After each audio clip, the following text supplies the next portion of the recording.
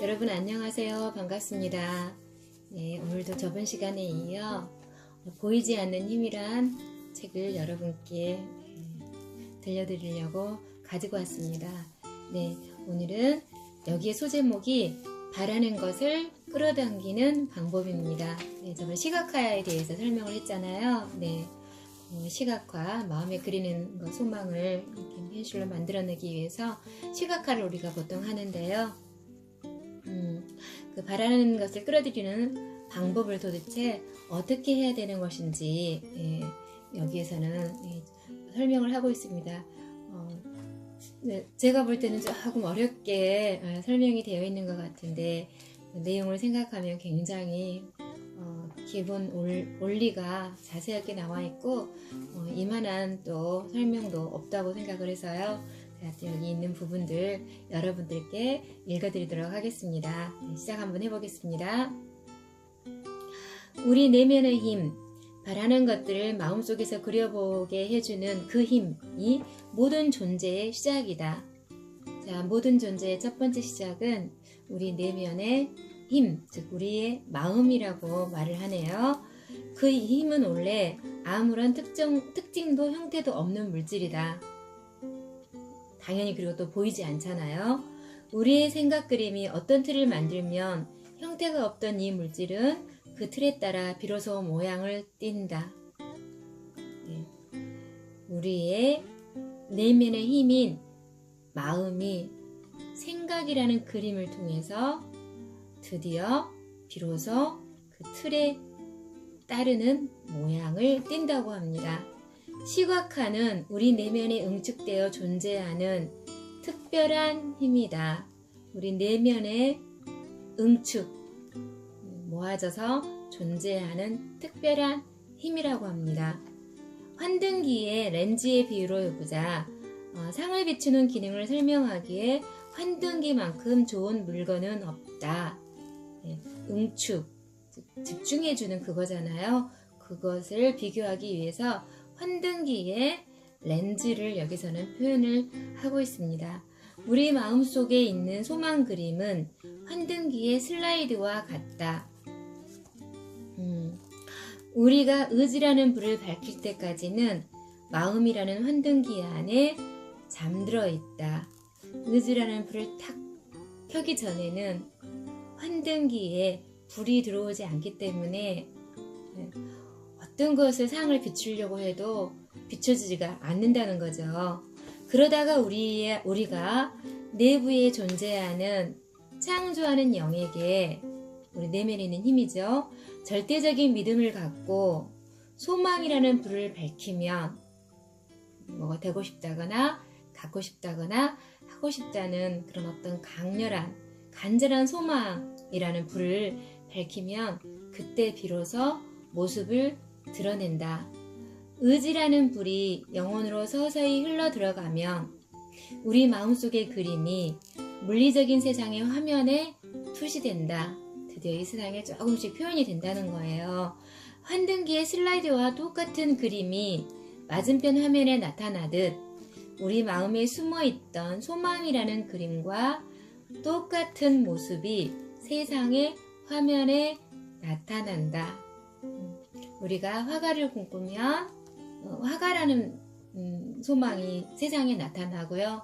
또 우리가 작가를 꿈꾸면 작가라는 소망이 세상에 뿅 하고 나타나고요.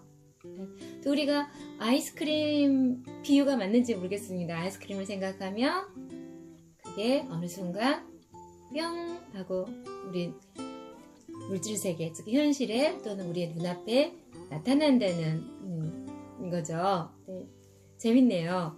네, 확고한 의지로 소망 그림을 방해하는 모든 생각과 느낌을 떨쳐버리지 않은 채 시각화를 한다면 불을 켜지 않고 환등기를 작동하려는 것만큼이나 무의미하다. 네, 굉장히 중요한 말이죠. 네, 우리의 마음속에 어떤 소망이라는 그림, 생각이라는 그림이 나타나기 위해서는, 즉 그렇게 하기 위한 시각화를 하기 위해서는 그것을 방해하는 믿음이 반대되는 거라든가 두려움이라든가 안 될 거야 라는 그런 불신 같은 거를 떨쳐버려야 한다고 합니다. 그걸 떨쳐버리지 않은 상태에서, 즉 100% 완전한 믿음을 갖고 시작해야 되는데, 그렇지 않고 시각화를 한다면 불을 켜지 않고 환등기를 작동하려는 것만큼이나 무의미하기 때문에 시각화가 제대로 되기도 어려울 뿐더러 또 이 시각화는 어떤 도구예요? 우리의 소망을 실현시키기 위한 하나의 도구인데, 시각화 자체가 저항을 받고 안 되니까 그것을 이용해서 원하는 것을 뭔가 끌어당긴다 하거나 그러고자 하는 것들이 절대로 우리 현실의 세계, 물질의 세계로 나타나지 않겠죠. 네, 굉장히 중요한 이야기입니다. 그래서 100% 완전한 믿음을 마음속에 갖고 시각화를 시작하시는 것이 굉장히 시각화의 어떤 정석이고 바른 안내라고 볼 수 있겠습니다. 아주 단단한 의지로 소망 그림을 생각과 느낌 속에 간직하고 우리 생각 속에는 바라는 바를 끌어들이는 위대한 힘이 있다는 사실을 확신하며, 만약이라는 가정을 하지 않는다면 최고의 성능을 가진 환등기에 슬라이드를 끼워 넣은 것처럼 우리 마음의 그림은 물리적 세상이라는 화면, 즉 우리의 현실 세계의 화면에 또렷하게 투사된다.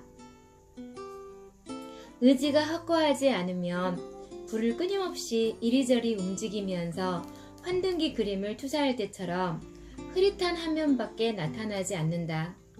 강렬한 불빛을 환등기 뒤에서 일정하게 비춰야 하듯 강하고 확고한 의지를 마음속의 소망 뒤에서 언제나 비춰줘야 한다. 네, 시각화의 전제 조건은 강하고 확고한 의지라는 마음이 전제되어야 한다는 겁니다. 마음속의 소망의 그림을 그리고 기꺼이 그 힘을 확신한다면 믿음이라는 아주 강력한 자석을 얻는다. 네, 100% 믿음이죠. 신념이죠. 그 무엇도 자석의 힘을 없앨 수는 없다. 이제 우리는 어느 때보다도 행복하다. 원하는 것을 어디에서 얻는지 알게 되었고 그 방향으로 나아갈 때 틀림없이 응답을 얻을 수 있기 때문이다. 누구나 행복을 바란다.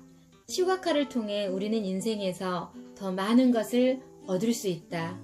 우리 앞에는 무한한 가능성이 언제든지 열려 있다.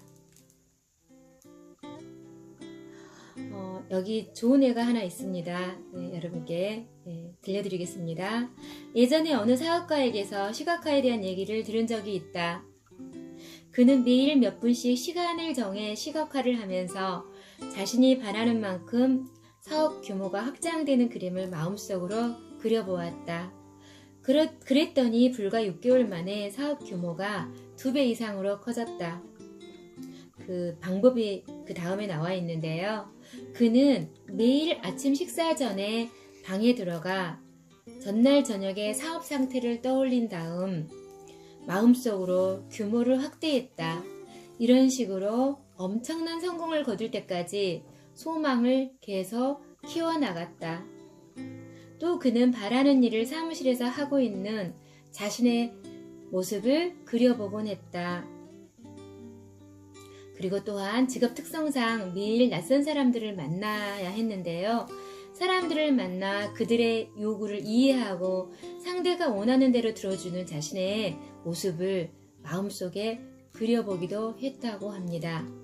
네, 그래서 이런 습관 덕에 믿을 수 없을 정도로 의지가 강하고 굳건해졌고요. 뿐만 아니라 일이 어떤 식으로 이루어지면 좋을지를 마음으로 그리다 보니 어떤 창조의 힘이 그의 작은 세상을 발전시키려는 목적으로 그를 위해 그리고 그를 통해 발휘되고 있다는 분명한 느낌도 갖게 되었다. 시각화의 시작은 본인이 시작을 100% 믿음을 가지고 시작을 했는데요. 그게 확대되고 이루어져 가면서 그 다음에는 알 수 없는 어떤 창조의 힘이 또 그를 통해서 발휘되기까지 한다고 합니다. 네, 우주가 진정으로 엄청나게 많은 도움과 소망 실현을 도와주는 거죠. 네. 여기서 하나의 예를 들어줬는데, 또 하나, 처음으로 진지하게 시각화를 시작할 때 흔히 하는 생각이 있다고 합니다. 누군가 다른 사람이 나와 같은 시각화를 하면 내 목표는 무산되는 것 아닐까? 네, 똑같은 소망을 갖고 있으면 내 목표는 안 되는 거 아니야? 라고 어떤 또 의심과 걱정을 한다고 하네요. 그런데 이분은 단호하게 말합니다. 이런 쓸데없는 걱정은 할 필요가 없다. 우리가 시각화를 하며 마음속에 그림을 그릴 때 우주에 창조하는 힘은 우리의 목적에 맞게 작용한다는 사실을 기억하라. 그러니 분명히 말하는데 그 누구도 우리의 목적을 방해할 수는 없다. 이런 일은 불가능하다. 또 왜 그러냐면 부족하지 않다는 거죠. 이 세상에는 우주에 이곳에는 풍요가 너무나 많이 있기 때문에 우리가 원하는 걸 다 가져도 여러 사람이 그걸 똑같이 원해도 여전히 풍요로운 상태라는 겁니다. 우주의 법칙은 조화라는 기본 원칙에 따라 작용하기 때문이다. 소망의 그림을 그려보는 것은 우주의 마음이 주도와 선택이라는 본래의 힘을 분명하게 발휘하는 것임을 잊지 말라. 우주의 마음의 본래의 힘은 주도와 선택이라고 합니다. 우주를 만든 위대한 건축가는 자신과 안전이 대립되는 것, 우주는 보이지 않는 거고요. 즉 물질을 통해서 그 대립되는 것은 물질, 현실 세계죠. 그 물질을 통해 그 스스로가 드러난다고 생각했다. 이런 생각이 확대되고 투사된 결과 우리는 각자 하나의 세계를 갖는다. 각자의 세계를 갖는 거죠. 우리의 마음속에 있는 것들을 현실화, 실현시키면서요. 그러면서 또 한 번 또 이렇게 많은 사람들이 묻는다고 합니다. 도대체 왜 시각화가 필요하지? 시각화를 꼭 굳이 해야 돼? 안 그래도 원하는 거 이루고 하고 살 수 있잖아 라고 질문을 하는데요. 시각화가 굳이 필요하냐는 거죠. 근데 이분은 이것을 이렇게 비유를 하네요. 식어야 단단해지는 것이 왁스의 성질이고 공기 중에 노출될 때 딱딱하게 굳는 것이 소석고의 성질인 것처럼 무작정 행동하기보다는 방향을 줄 때 구체화되는 것이 무언가를 창조하는 물질의 본성이기 때문이다. 네, 집을 지을 때 설계도 없이 지을 수 없잖아요. 네, 우리들이 원하는 소망도 하나에 드러나는 집이라고 한다면 그 밑그림인 설계도가 있지 않으면 그게 좁혀지지 않는 거죠. 단단해지는 과정, 딱딱하게 굳어지는 과정이 느려질 수도 있고요. 때로는 밑그림이 정확하지 않기 때문에 이러한 모양의 집이라던가 이러한 모양의 왁스 또는 이러한 모양의 어떤 형태를 만들어내고 싶은데 정작 우리는 어떤 파란색 피스타치오 형태의 아이스크림을 주세요라고 주문했는데 어느 날 보니까 스트로베리에 분홍색 아이스크림이 나왔다는 거죠. 뭔가가 물질화로 현실화로 되기는 하는데 속도가 느리거나 또는 유사품이 나오는 거죠. 정확하게 원하는 게 나오는 게 아니라요. 그렇기 때문에 정확하게 시각화를 하는 것이 굉장히 중요합니다. 우리가 마음속에 그리는 그림은 이런 신성한 물질로 이루어져 있다. 자, 마음속에 있는 게 결국은 현실로 물질화돼서 나오는데 여기서는 이 마음이라는 것을 신성한 물질로 이루어져 있다고 합니다. 마음이 보이지는 않지만 그게 진짜로 보이지 않는 게 아니라 오히려 그것이 신성한 물질로 이루어져 있기 때문에 어느 시간이 되면 물질화가 현실 속에서 이루어지는 거죠. 이 유동성 물질은 신성한 힘이 작용하는 계계의 중심, 즉 우리의 마음에 따라 특정한 형태를 띈다. 이 과정을 막을 수 있는 힘은 존재하지 않는다. 사실 딱 하나 있다면 그걸 막을 수 있는 힘은 우리 자신 밖에 없죠. 네. 완전하게 작용하는 것이 창조하는 영의 본성이며 관념은 형태를 띠기 위한 매개물을 만들고 나와서야 비로소 완전해진다. 네. 내면에 있는, 마음에 있는 것이 나왔을 때 그 두 가지가 다 조화롭게 이루어졌을 때야만이 비로소 완전해진다고 합니다. 여기에 아까 말한 이야기가 다시 나오네요. 마음속의 소망 그림이 구체적인 물질의 형태로 나타나는 것을 막을 수 있는 것은 그 그림을 만든 힘, 즉 바로 우리 자신 말고는 없다. 네, 여기서 그 다음에는 방을 정돈하는 예가 나와 있는데요. 네, 우리가 어떤 정리하고자 하는 것들, 상자하면 상자, 선반이면 선반, 이러한 것들을 정리하고자 할 때 정리가 되어지는 것이지, 이러한 것들을 하고자 하지 않는다면, 우리 마음에서 그걸 허락하지 않는다면 그게 절대로 정리정돈이 안 되겠지요. 그래서 참 개인적으로 생각입니다만 재밌게도 방을 정리정돈하는 걸로 우리의 소망이 어떻게 구체적인 물질의 형태로 나타나고 또는 안 나타나는지를 설명을 해줬습니다. 네, 재밌습니다. 그래서 이거 시각화를 만드는 방법, 네, 바라는 것을 끌어들이는 방법에 대해서 이렇게 어떤 상을 비추는 환등기의 비유도 했고요.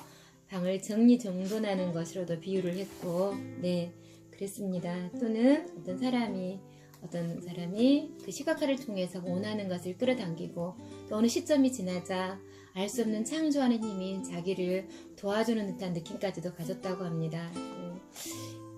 이 책을 보시고 그 후에 나와 있는 시크릿이라는 책이나 영상을 보신다면 훨씬 많은 이해와 도움을 받으실 거라고 생각을 합니다. 네, 오늘 조금 길어졌는데요. 여러분 여기까지 하고 또 다음 시간에 정신적 형태와 물리적 형태의 관계라는 내용을 들고 여러분께 찾아오겠습니다. 네, 여러분 저와 이 시간까지 함께 해주셔서 정말 감사합니다. 그리고 여러분을 축복합니다. 다음 시간에도 여러분 우리 또 만나요. 감사합니다.